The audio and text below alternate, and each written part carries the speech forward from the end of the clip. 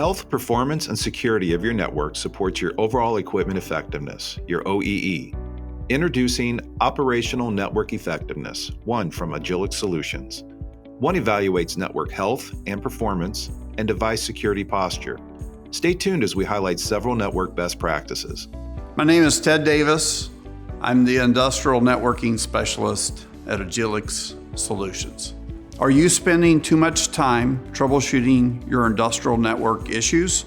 There are three components that we use to help avoid industrial network issues: the IP address, the subnet mask, and the IP gateway. The IP address is the first component in the industrial network design. It's usually the first indicator in a network outage of how easy you have made it to troubleshoot a network.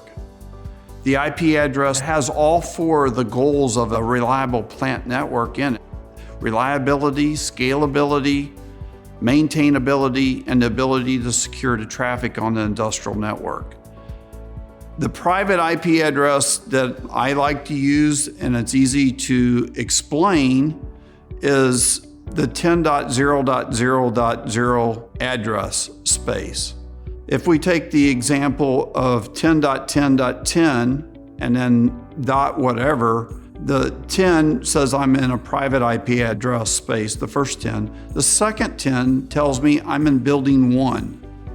The third 10 tells me I'm in line 1 in building 1.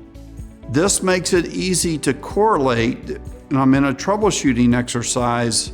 The VLAN is also a way that the networking equipment segregates ports that are to be correlated to an IP address. I always like to make the VLAN match the numbering scheme of the IP address. Picking the right IP address so that when you're in the middle of an outage, you can correlate the building, the line number, the device type, and make it match up with the IP address that you're trying to troubleshoot, simplifies the troubleshooting process, and it makes it easier to identify the problem and then also recover from the problem. The second component is the subnet mask. The subnet mask is basically the number of devices that's within the IP address domain. The easiest way to think of it is the size of the box of all the IP addresses that we're dealing with. I like to use a /24. It's a common subnet mask. It usually fits all the processes that are within the industrial networking space. If I stay consistent with the /24 across my industrial process, it's very easy to identify whether it's been correctly configured or not. Picking a smaller subnet mask, /24, and it keeps the noise out of the process of other devices communicating, which can affect our communication within that process, will allow us to quickly determine and quickly isolate why the communications is not occurring. The final component is the IP gateway. The IP gateway is the device that has the address that allows the communication outside of the process. Easy way to think of it is it's the door into the room. We only define the IP gateway on devices that require what we call external process communication.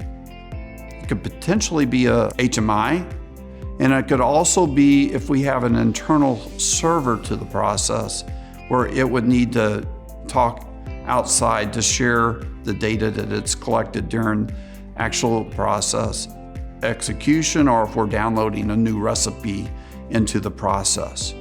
Outages are very expensive. Usually they're measured in thousands of dollars per hour, if not tens of thousands. It costs you product, it costs you revenue, and it also costs you the time to recover from that outage. There's also the risk of capital investment on different equipment that could be exposed to the outage. And then also you have your employees working in what's a higher stress situation of trying to get recovered and back online. So you want to make it as simple as possible when you're in an outage to get back out. If any of these things sound familiar, you need a network assessment. Please contact us to get the process started.